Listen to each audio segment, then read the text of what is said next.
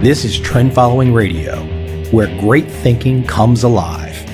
Nobel Prize winners, legendary traders, best-selling authors, and the pros that know what drive us irrational human beings. I am your host, MICHAEL COVEL. Not filtered, raw, honest. That's my passion.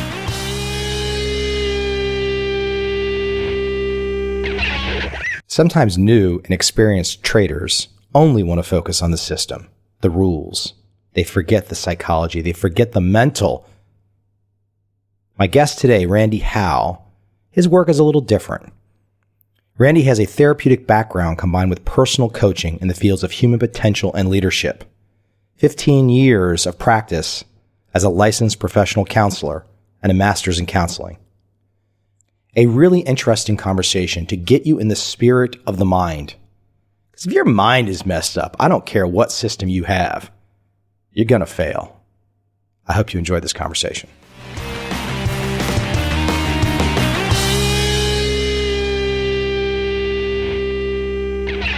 What is the performance mind?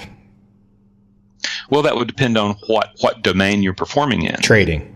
In trading, a performance mind is defined as literally being in the moment, recognizing that you cannot control outcome. You let go of outcome, and what you recognize that you can control is your performance in the moment of execution. Michael, that's where it gets really interesting, because from my standpoint, I do not separate biology, brain, emotion, and mind. And what I recognize is that whatever emotions are really attached to performance, and in particular in trading, it's really about your real beliefs, the ones that really show up in your trading account, about your ability to manage uncertainty. If you have anxiety and are having cortisol running through your system, you're going to have what I would call irrational pessimism about the future, and that's deadly in trading. If you have too much testosterone and dopamine in your system, you're going to be irrationally exuberant, and you're not going to be able to manage risk in a very healthy way. Those are you see the hormones, and you also see the emotional states that are attached to them, and that's creating mind. Performance mind in trading is one that I have found to be built around disciplined impartiality. Both those are emotional states, and they are hardwired circuits. Once you learn to pull them forward, the challenge of uncertainty never goes away. Okay? The difference is that the mind that shows up to manage that challenge becomes enormously different. And so what you're saying on a bottom line level, what you're saying is the performance mind for trading is disciplined impartiality. Now, if you were in sports, that would be a terrible mind, because you have a lot of ability to produce arousal and work and try to make things happen. Whereas trading, you're not trying to make things happen. You're trying to see what the jungle will give you. You're no longer trying to conquer. You're trying to let it show you what's going to happen. So that's how I define performance mind. Defining performance mind, though, and then we start to talk about emotional regulation, mastering the emotions. So talk about emotions affecting the performance mind, and maybe give an example of an emotion. I think sometimes if we keep this abstract, people might just think we're getting academic wonky here, but what kind of emotions? I mean, put some definition on that and connect it to the idea of mastering emotions that ultimately do shape the performance mind. Yeah. Well, let's start with the whole notion of emotion. With a background in neurobiology, I have a very different understanding of emotion than touchy-feely. I look at an emotion as any standard sensorial pattern that the brain has already established, and that there is a disruption to that pattern. That's when an emotion shows up by definition. Now, from the classroom to like the trading room, is that let's just say that you have been trading and you have gone on a good streak and you have been winning and you feel pretty darn good. And this is something I found in China a lot. These guys were saying, man, what are you saying? We don't supposed to feel good when we're trading? And I said, no, you can feel good after you finish trading. Suddenly feeling good is what we would call exuberance, okay, or euphoria. And euphoria is an emotional state. that basically is saying is the good times are going to roll on forever. You don't have to worry about risk. You can see that particularly in professional trading circles. You see that they get in there, they get revved up, and they really start thinking, oh my God, I can win, I can win. What they're seeing is that the emotion now showing up to manage uncertainty is euphoria. And suddenly all those wins set you up to take larger and larger risks. All the testosterone's flowing. And you take larger and larger risks, but the risks are totally beginning to be out of the parameter of proper risk management. That's what happens with trading on one end.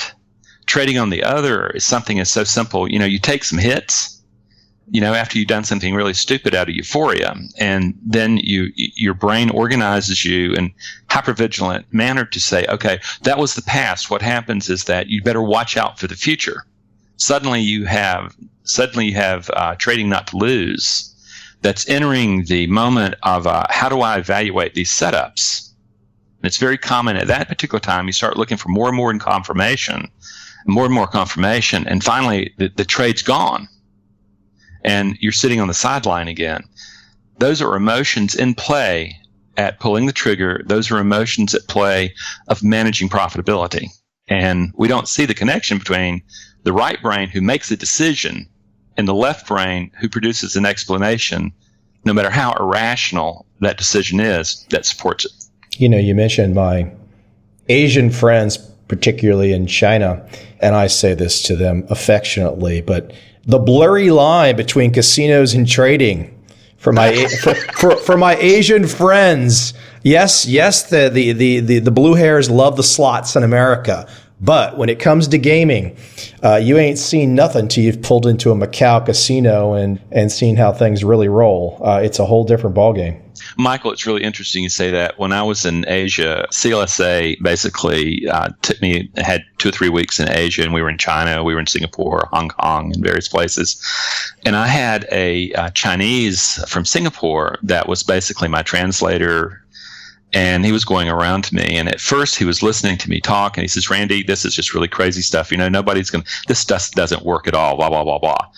And then one of the last days that Stephen and I were together, he said, Randy, this emotional regulation stuff does work. I've been playing poker for 10 years with this set of guys, and I've never won. Last night I won, and I used your techniques. Yeah. And I thought, great. Just what I want to be remembered for is making Stephen a better gambler. And, but at any rate, there is that euphoric content that to the professional trader is far more dangerous than the fear content. Euphoria gets professional traders in more trouble than the fear. Most of them don't have any problems getting in and managing.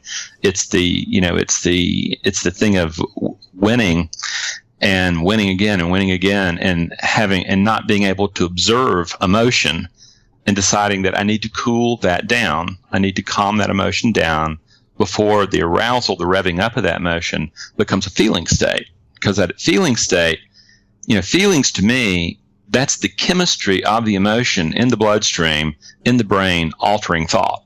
That's what feelings are. They're the chemistry. So the whole key is to start saying, how do I manage the emotion before it sweeps me away?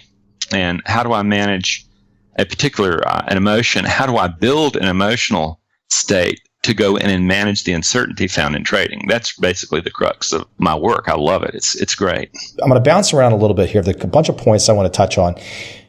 What you're afraid of owns you. That's a huge issue in your work, I know. What you are afraid of owns you.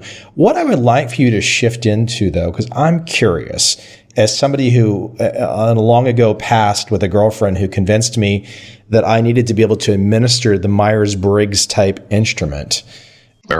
Yeah. So, but I was looking though that I'd seen some in your background with Jungian archetypes, and applying to trading. Aren't we talking about something similar? Something similar, but understand the mindset is Myers-Briggs was a test designed after World War I. By the way, they would get mad if you called it a test. Okay, instrument.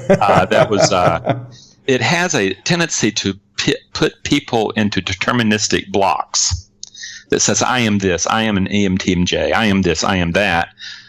the two women who designed that instrument what they did is they took Jungian archetypes, applied them, and in a very deterministic manner said this is how a person is. This is their personality.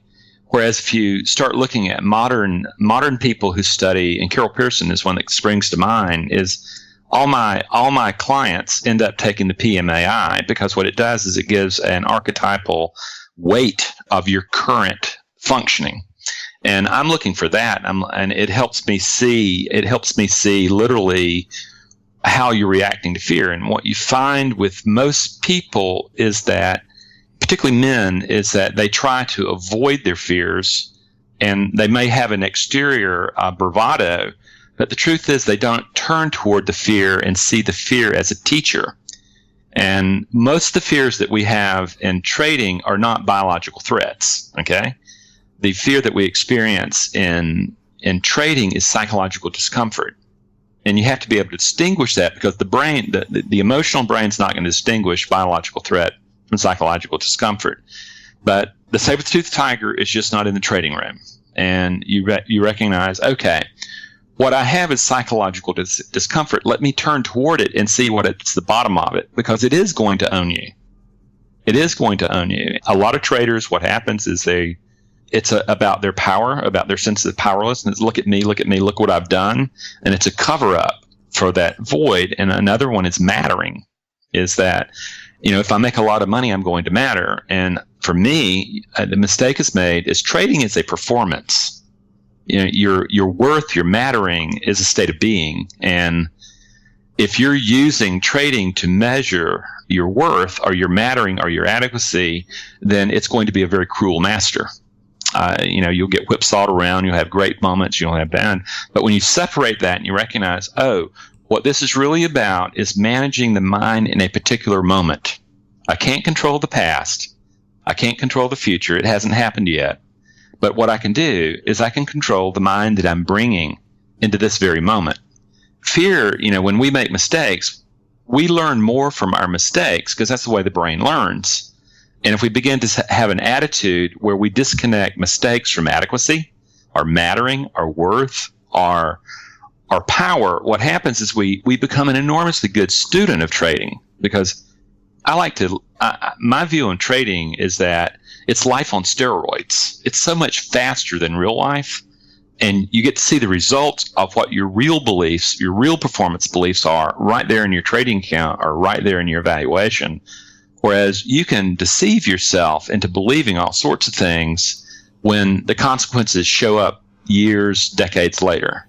Really powerful stuff. You mentioned, though, the saber-toothed tiger, but the reality is for people that perhaps don't have that performance mind shaped correctly, they don't have their emotions mastered, that saber-toothed tiger might not be real, but for all intensive purposes, it is real, isn't it? Mm-hmm. It is. Basically, there's a wonderful saying, is that memory is really fluid. There's no such thing as video memory. And the observer, and basically what your brain is doing is it's taking experience and encoding it, and that's memory. When you pull memory of loss, remember your emotional brain cannot tell the difference between a saber-toothed tiger and a missed opportunity or a loss. Okay, it can't tell the difference. It sees a threat to survival everywhere. If you can't manage the emotion, then it takes over mind. And what has to be taught is that, okay, it's not a biological threat. What happens is that I know that's the circuitry of my brain, and I have to cool it down. I have to calm that circuitry down first. And that's what emotional regulation is, relaxation response. You have to calm the heat of the emotion down. And that doesn't solve the problem. I teach, part of my programming is I teach using a biometric device that monitors heart rate and is able to show you literally when an emotion first starts kicking off. And when you see that heart rate beginning to increase, what you're really seeing is hormones being put into the body, and it's accelerated. And so you've got about a half second start. And what you're doing is saying, I'm going to cool that down, because emotions are biological, breath and tension will alter the ability of the emotion to take a hold and to grow or to calm down. So you teach that. And the problem with relaxation response methodologies is that it doesn't solve the problem. The belief system that the saber-toothed tiger is there is still there. It's just calmed down. You have to have another tool that allows you to go and actually explore what's inside the mind, because you're looking for the beliefs about your ability to manage uncertainty. How are you going to manage yourself? Let me shift into something. So here you are helping traders with their performance mind, mastering their emotions, the regulation of emotions. However, not all trading strategies are created equal. Clearly not. I would assume in your practice, you can easily run up against people that have gone down a very either not because they're trying to, but they can go down a very wrong path for their trading strategy. And then they could come to you and get all of the performance for the mind worked on. But if the strategy is bad from the ground up, that seems troubling. I mean, it seems like I would assume you have to deal with that aspect too. People that come to you, they go through this emotional side, the training the mind, and then what's your trading strategy? And then their trading strategy is some insane day trading, locked in front of a computer, competing against high frequency black box machines, and the whole thing goes poof. Yep. What often occurs in my work is as a trader gets his head together, what they start doing is they start looking at their methodology. They start looking at how they manage risk. And what they discover is that they have been fools. And I wouldn't necessarily say it that way, but they have been really mistaken, and that they really don't have an edge. And they, at that particular time, they start looking for better teachers. You mean mathematical edge? Yeah, mathematical edge. And they get a psychological edge. They know that they have their game on. They know that they can maintain coolness under pressure. They know that they can have that disciplined, impartial mind. But when they get there and they realize that, well, I'm disciplined, I'm calm. And what happens is that this methodology that I've developed over God knows how many years isn't delivering. And I've seen a number of guys and women seek out much better methodologies and better teachers than what they started with. And this, unfortunately, trading is just a drift in promises of pennies from heaven. Yeah, it's terrible. It's just not that way at all. And yet. But yeah, I've ended up aligning myself with several trader trainers that they post their numbers. You actually see their numbers. They're real, and they have been around for a number of years, and they know how to do what they're doing. And if you don't have the knowledge of trading, getting your head together is not going to help. But when you get the right brain, getting your head together, and the knowledge, left brain, that's when you really see a person start developing some real skill. Let me jump to something else here that I want to bounce into. So many people, they hear about trading. Maybe they find a methodology. They start to think about the mind, the emotional states, but they've not really been involved in trading. But maybe they've had great success in some other endeavor. Mm. But that doesn't necessarily translate, does it? Oh, it usually doesn't. What's the biggest reason it doesn't translate?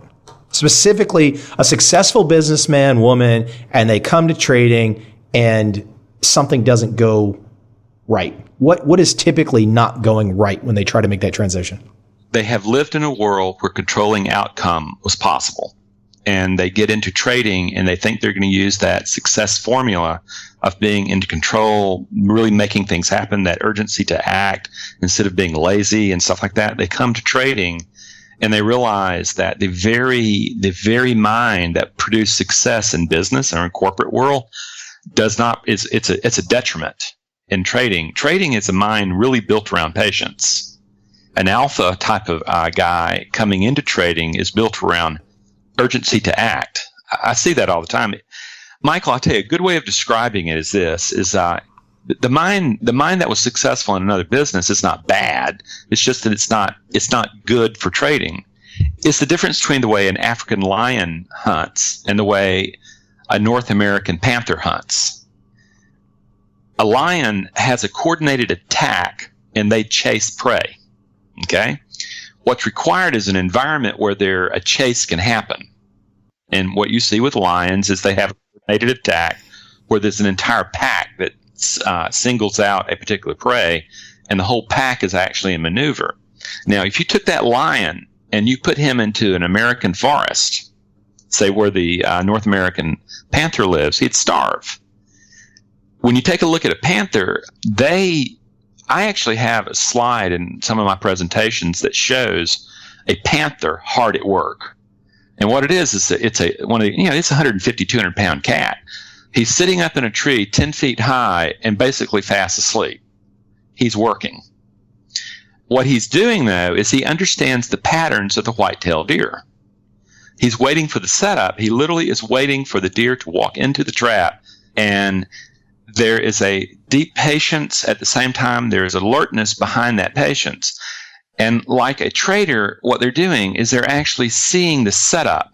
They're waiting for the deer to come to them rather than chasing the deer. And when you see a hunt by a panther, it only lasts a moment. They come down, they hit the deer in the neck, snap its neck, deer's down. That's it. That's a hunt. There's none of this chasing business. So it's really this chase versus patience that you look at when people come in from really high-powered careers, and they've really built stuff, and they come into trading and they try to apply that, and they want to chase the prey. They want to make things happen. You've got to be trading to be trading. And what I like to do is we have to redefine what work is. Work is not busyness. Work is effective action. And in trading, the work of effective action is built around patience and then action. I actually have a trader that I work with, very successful trader, and what she actually has a statue, about a 3-foot statue of a panther at her trading desk. And she literally, as she's looking at setups, as she's looking to enter or exit trades, she is saying to herself, patience, patience, and she's touching the statue, rubbing the statue as kind of like a talisman. And then she says, strike. And it's the same thing. Basically what she's done is she has learned with an object, she has learned how to build an emotional mind that is patient and is really prepared to strike when the strike is ready, when the setup is ready. She was a professional trader and was having problems taking profits too early. And, what she's now able to do is when she starts feeling the tension of the emotion beginning to build up about taking profits, what she's doing is she's going back to steady, and she's hitting her targets. And she didn't come back, she produced a scarcity mind. She grew up on a farm where they didn't know where, if crops were going to fail or not, and you needed to take things while you got it. And she had to reconstruct the belief system about scarcity and the potential of prosperity. And, she did it by managing the emotion. But the hunting is much more that of a panther than it is of an African lion. I like the panther, though. That's a great example for people to just imagine the sitting and the waiting. And that's so true. And I think it's very difficult for people because you want to, I saw in your writing, just a simple phrase, and I've seen it other places too, but the market's not responsible. Right. The market's just the market. It's just millions of people just trying to find a place to buy and sell, and that's all it is. And it's not about whether the price is the right price or the wrong price. It's just what it is right now, and that's all you have. And you can construct all these other things in your mind, but I think that's clearly what you're doing with clients is getting them to take a different vantage on this subject, which is clearly very helpful. Yeah, I tell you, it's really interesting is that in neurobiology, what you discover is this, and this is this biology, brain, emotion, mind connection, is that we would have a saying is that you have never lived in reality. What you've done is your brain has taken data from your sensorial modalities and created a virtual simulation of the world. So you're not seeing the world as it is. You're seeing the world through your beliefs. Okay. Your perception of the world, not necessarily the real world. Right. That perception is built upon assumptions, biases, and beliefs.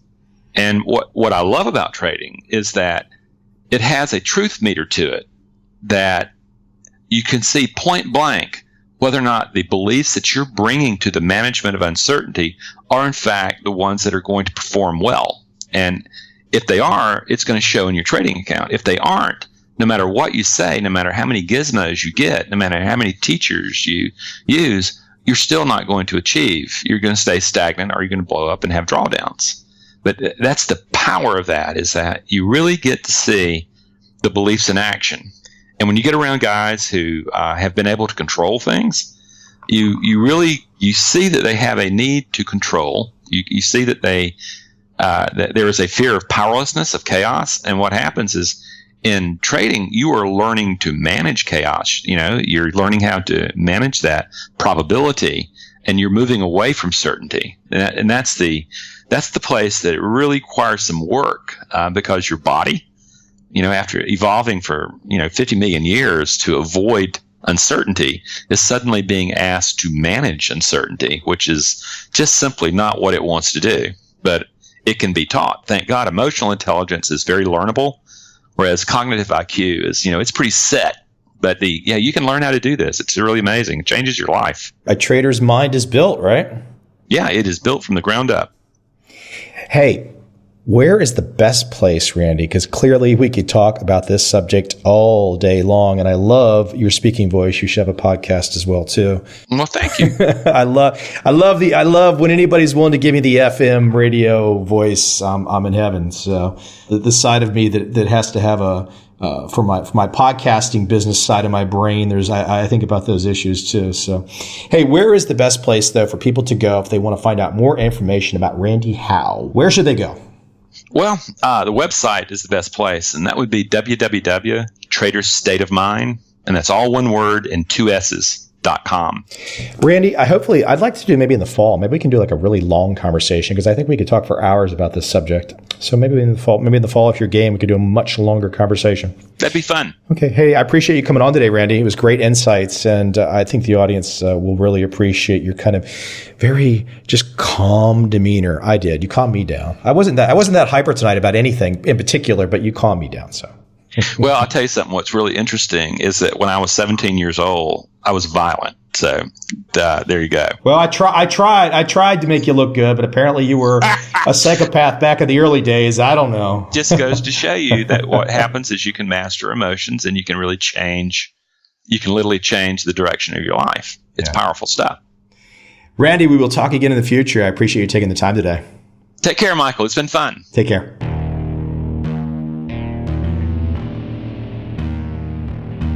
I see a time when those awake will understand how to make money in up, down, and surprise markets. Whether new trader or experienced, college student or financial advisor, protecting against a crash or just trying to make a lot of money, trend following offers everyone an answer in uncertain times. To get started immediately, send me an email, michael@covel.com. I will send you the right trend following steps to take along with my free video. But if you want to buy and hold, trust the government and trust Wall Street, this is absolutely not for you.